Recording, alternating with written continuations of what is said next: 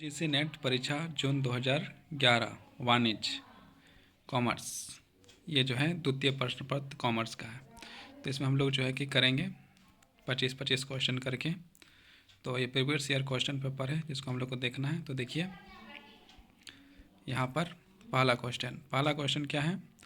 पहला क्वेश्चन जब देखा जाए तो वहाँ पर लिखा हुआ है व्यवसाय वातावरण के निम्नलिखित घटकों का मिलान करें। यहाँ पर आपको व्यवसाय का जो वातावरण है उसको निम्नलिखित घटकों से मिलान करना है। तो यहाँ पर option A B C D दिया है, उधर जो 1 2 3 4 दिया है, और इधर जो आर्थिक वातावरण, उधर आप एक्सिस आयात निर्यात नीति है, इधर सामाजिक वातावरण तो इधर सीमा शुल्क है, राजनीतिक वातावरण तो इधर सामाजिक मूल्य है, कानूनी वातावरण तो इधर व्यावसायिक अधिनियम एवं बैंकिंग अधिनियम है। इसको जो है कि मैचिंग करना है। तो इसको ऑप्शन के अनुसार यदि देखा जाए तो ये ऑप्शन के अनुसार ए जो है आपका सही हो जाएगा। ऑप्शन के अनुसार क्या है, ए आपका सही है।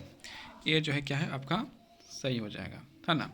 अब हम लोग जो है इसके व्याख्या को थोड़ा सा समझते हैं। व्याख्या को समझने के लिए यहाँ पर देखेंगे तो समझ में आ जाएगा। आर्थिक वातावरण जो है कि आपका एक्सिस आयात निर्यात नीति है। उसके बाद सामाजिक वातावरण आपका जो है सीमा शुल्क है। राजनीतिक वातावरण आपका सामाजिक मूल्य है। कानूनी वातावरण आपका व्यावसायिक अधिनियम एवं बैंकिंग अधिनियम है।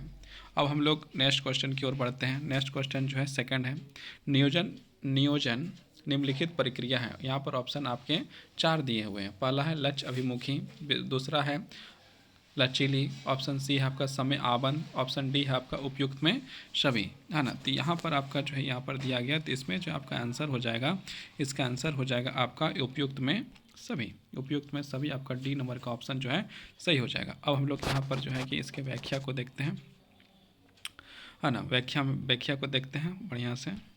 तो यहाँ पर नियोजन प्रक्रिया के प्रमुख विशेषता निम्नलिखित है। नियोजन, है ना, नियोजन प्रबंध के प्राथमिक कार्य है। नियोजन एक लक्ष्य अभिमुखी प्रक्रिया है। नियोजन एक लचीली प्रक्रिया है। नियोजन एक समय आबंद प्रक्रिया है। नियोजन एक सामर्थ्य पूर्वानुमान प्रक्रिया है। नियोजन उपलब्ध विकल्पों में सर्वश्रेष्ठ विकल्प है। नियोजन निर्णय नियोजन एक अभिन्न अंग है। ये आपके जो है कि ये पॉइंट है, ये आपके पॉइंट है। और अब हम लोग जो है क्वेश्चन नंबर 3 में जाते हैं। निजी क्षेत्र की सहभागिता के लिए निम्नलिखित में से कौन से क्षेत्र नहीं खोले गए हैं। ऑप्शन ए विद्युत क्षेत्र, ऑप्शन बी दूरसंचार क्षेत्र, ऑप्शन सी शिक्षा क्षेत्र, ऑप्शन डी रेलवे। तो इसका आंसर आपका हो जाएगा, इसका आंसर आपका जो होगा ये डी हो जाएगा, रेलवे, है ना। अब इसको जो व्याख्या देखते हैं, रेलवे क्षेत्र का निजी क्षेत्र के सहभागिता क्षेत्र में नहीं खोले गए हैं।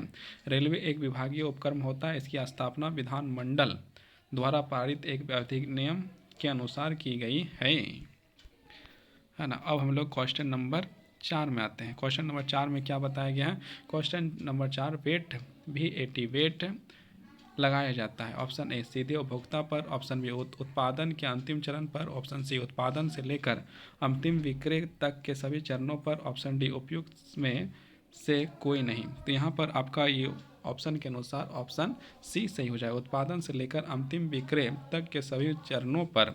अब इसका जो है हम लोग व्याख्या देखते हैं।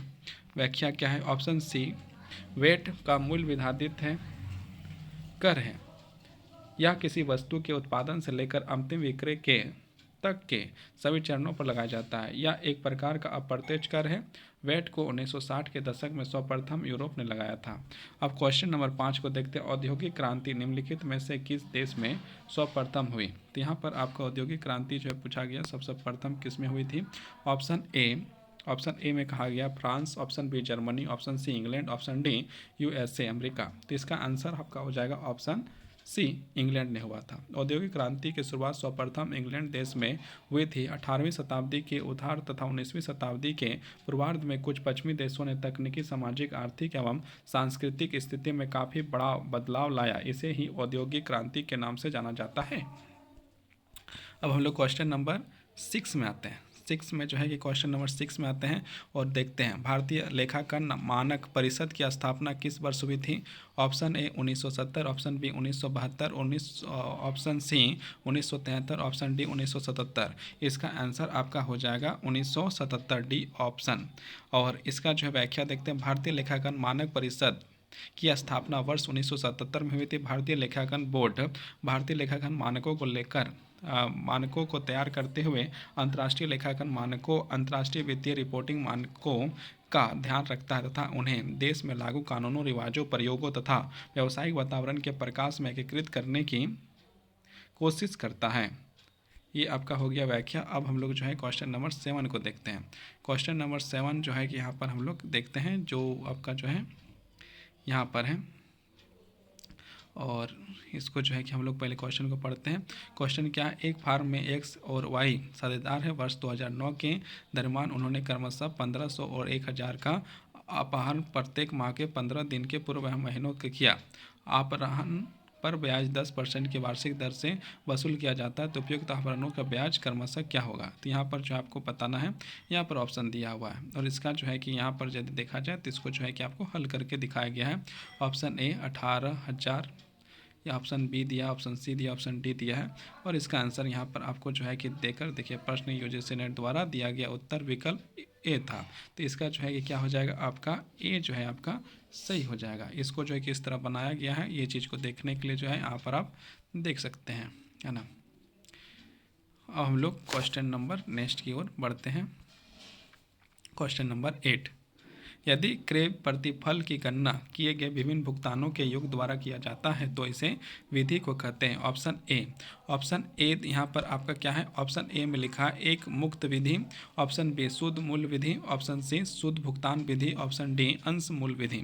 तो इसका आंसर आपका हो जाएगा ऑप्शन सी शुद्ध भुगतान विधि। इसका व्याख्या देखते हैं। यदि क्रय प्रतिफल की गणना किए गए विभिन्न भुगतानों के योग द्वारा किया जाता है तो इसे शुद्ध भुगतान विधि कहते हैं। अब हम लोग नेक्स्ट क्वेश्चन की ओर बढ़ते हैं। क्वेश्चन नंबर 9, क्वेश्चन नंबर 9 में क्या कहा गया है, तो ये हम लोग देखते हैं। क्वेश्चन नंबर 9 हम लोग यहाँ पर कहता है, निम्नलिखित एक कंपनी के अंशों से संबंधित है, इसका सही क्रम क्या है। ऑप्शन ए निर्णय, आवेदन, याचना और हरण, ऑप्शन बी आवेदन, याचना, हरण और निर्णय, ऑप्शन सी याचना, निर्णय, आवेदन और हरण, ऑप्शन डी हरण, आवेदन, निर्णय और याचना। तो इसका आंसर आपका हो जाएगा ऑप्शन नंबर ए जो है आपका सही हो जाएगा। अब हम लोग जो इसकी व्याख्या को देखते हैं। ऑप्शन ए, एक कंपनी के अंशों संबंधित निम्नलिखित प्रक्रिया अपनाया जाता है। पहले क्या है, अंशों का विक्रम, जनता का आवेदन, अंशों का आवंटन, याचना की राशि की मांग, अंशों का हरण, उसके बाद हम लोग आगे जो देखा जाए अंशों का पुनर्गठन होता है। अब जो है कि यहाँ पर हम लोग क्वेश्चन नंबर 10, एक विनिर्माण कंपनी में अंतिम लेखों के सामान्यतः निम्नलिखित वितरणों के समावेश होता है। ऑप्शन ए आर्थिक चिट्ठा, ऑप्शन यहाँ पर इसको कूट में आंसर देना पड़ेगा। विनिर्माण के खाता, 3 में आपका लाभ का हानि का खाता, ऑप्शन यहाँ पर 4 में खाता व्यापार, और 5 में जो है लाभ और हानि का समायोजन खाता। यहाँ पर देखिए कूट में जो है आपका आंसर यहाँ पर लिखा गया, ऑप्शन ए में है 1, 2, 3, 4 और 5, ऑप्शन बी में है 2, 4, 3, मतलब कौन पहले आएगा। तो ये इसका ऑप्शन के अनुसार ये जो है आपका ऑप्शन बी जो है आपका सही है। अब यहाँ पर इसको व्याख्या में इसको समझने की जो है कि हम लोग कोशिश करते हैं। एक विनिर्माण कंपनी के अंतिम लेखों के समानता अब लिखित खातों पर विवरणों का निश्चित क्रम को तैयार किया जाता है, जो इस प्रकार है। यहाँ पर देखिए पहले क्या हो जाएगा आपका खाता, विनिर्माण खाता, फिर व्यापार खाता, फिर लाभ तथा हानि खाता, लाभ हानि समायोजन खाता, आर्थिक चिट्ठा और वित्तीय विवरणों के विश्लेषण।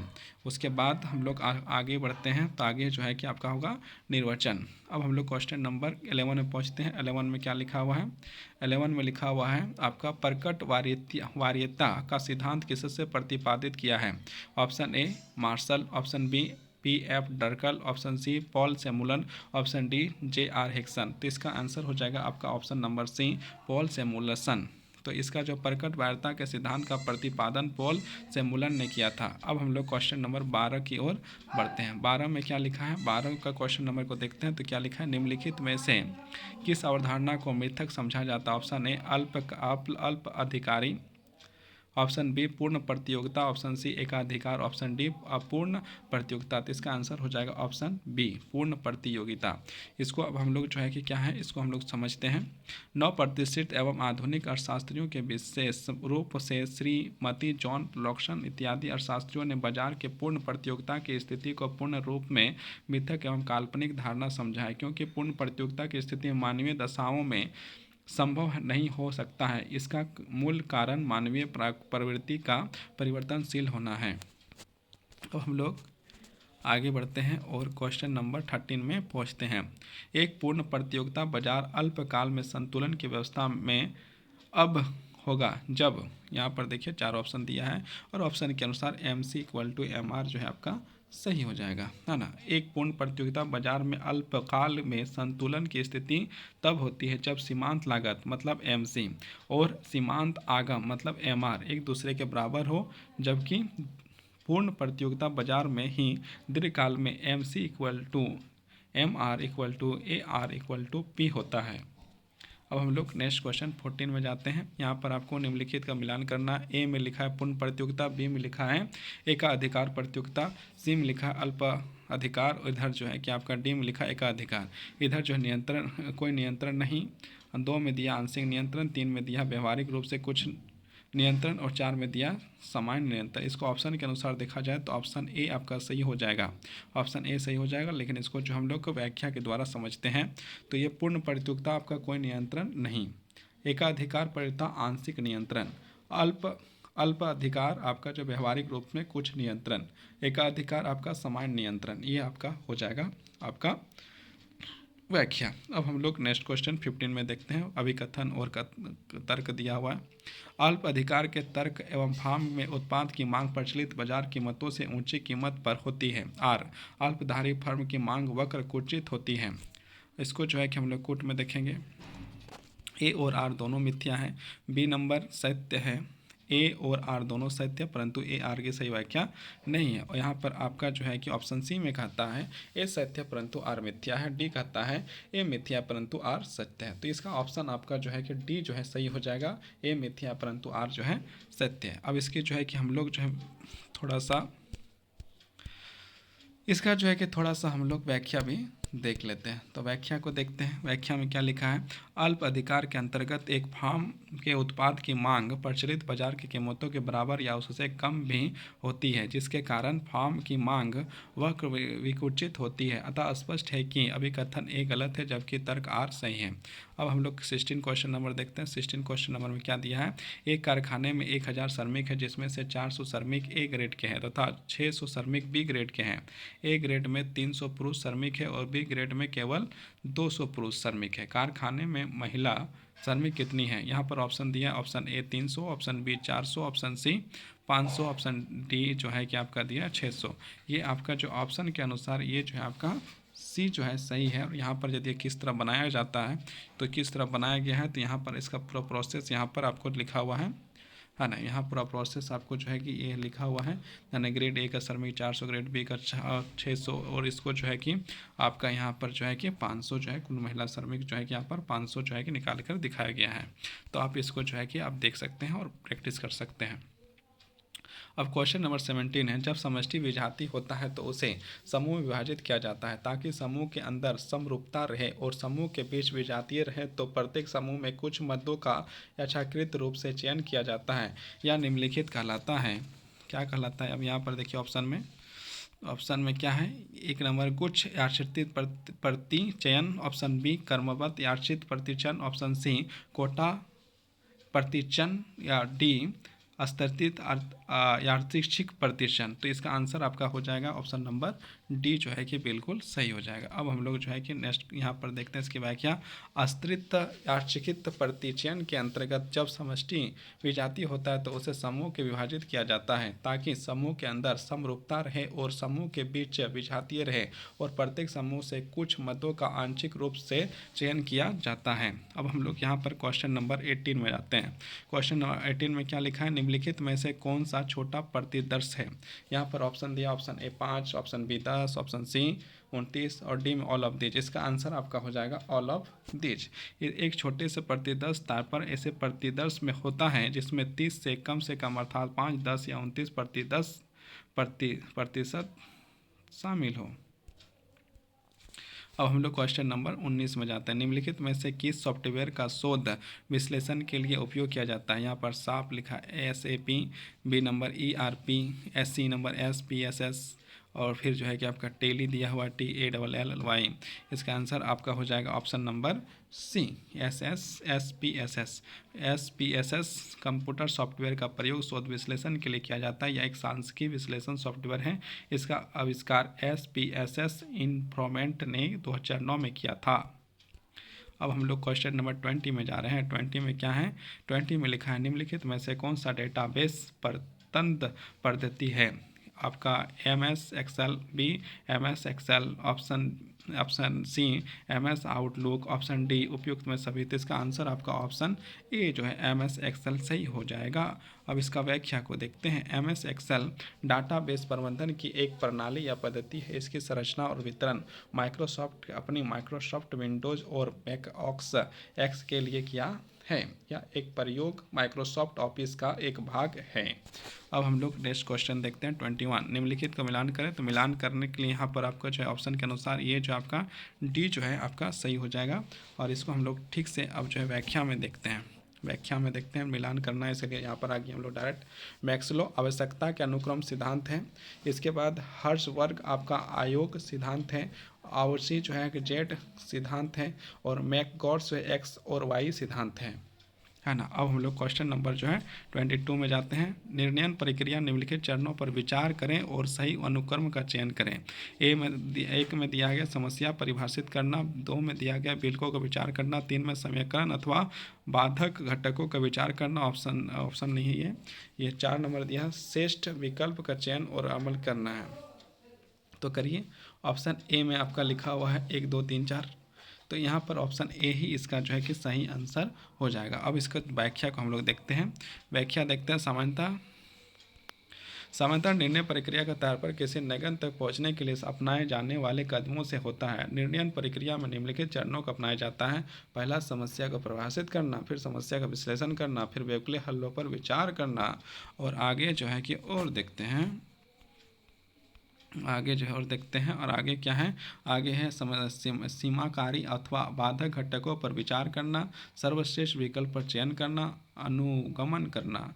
ये आपके जो थे। और अब हम लोग क्वेश्चन नंबर 23 में चल गए। उद्देश्यों की एकता सिद्धांत कहता है कि निम्नलिखित का होना चाहिए। तो क्या होना चाहिए? ऑप्शन केवल एक उद्देश्य, ऑप्शन बी पूर्व निर्धारित उद्देश्य, ऑप्शन सी उद्देश्यों का मध्य समय, ऑप्शन डी उपयुक्त में कोई नहीं। तो इसका आंसर आपका हो जाएगा ऑप्शन सी। ऑप्शन सी आपका जो है कि सही आंसर हो जाएगा। अब इसका हम लोग देखते हैं व्याख्या। उद्देश्यों की एकता के सिद्धांत पर प्रतिपादन हेनरी फेयोल ने किया था। यह सिद्धांत बताता है कि संस्था के उद्देश्यों तथा कर्मचारियों और प्रबंधकों के उद्देश्यों के मध्य समन्वय होना चाहिए। यहाँ पर क्वेश्चन नंबर 24 देखते हैं। 24 में क्या बताया जा रहा है? क्वेश्चन नंबर 24 में लिखा है MBO की अवधारणा मूलतः किसने दी थी? LFW Taylor, option B H.R. Maslow, option C Henri Fayol, option D Peter F. Drucker. तो इसका हो जाएगा ऑप्शन डी आपका बिल्कुल से। उद्देश्यों द्वारा प्रबंध के सिद्धांत का प्रतिपादन 1954 पीटर F. ड्रगर महोदय ने अपनी पुस्तक प्रैक्टिस ऑफ द मेजरमेंट में किया था। अब हम लोग क्वेश्चन नंबर 25 आज का लास्ट क्वेश्चन हम लोग जो है कि देख रहे हैं। तो लास्ट क्वेश्चन यहाँ पर देख रहे हैं आप लोग, है ना। क्या है लास्ट क्वेश्चन? व्यावसायिक नैतिकता का सर्वाधिक महत्वपूर्ण सिद्धांत निम्नलिखित में से कौन सा है? ए नंबर निर्देशन की एकता का सिद्धांत, ऑप्शन बी अनुपातिक निर्णय का सिद्धांत, ऑप्शन सी सोपान श्रृंखला का सिद्धांत, ऑप्शन डी नियंत्रण विस्तार का सिद्धांत। इसका आंसर आपका हो जाएगा ऑप्शन बी अनुपातिक निर्णय का सिद्धांत। अब हम लोग इसका व्याख्या को देखते हैं। व्याख्या में क्या है? व्यावसायिक नैतिकता का सर्वाधिक महत्वपूर्ण सिद्धांत अनुपातिक निर्णय का सिद्धांत है। ये हम लोग का जो है कि 25 क्वेश्चन जो है कि आपका कंप्लीट हो गया। अब हम लोग कल जो है कि 25 क्वेश्चन आगे जो है करने का पूरा प्रयास करेंगे। और अब जो है इसको जो है कि सुनने में यदि अच्छा लगता है तो 1-2 बार जरूर सुने। रिपीटेड क्वेश्चन कभी कभी आता भी है और नहीं आता है तो भी जो आपको ये जो है कि आपके लिए जो है कि लाभकारी ही सिद्ध होगा। तो इसको जो है सुनना बहुत ज़रूरी है। बहुत बहुत धन्यवाद, बहुत बहुत आभार।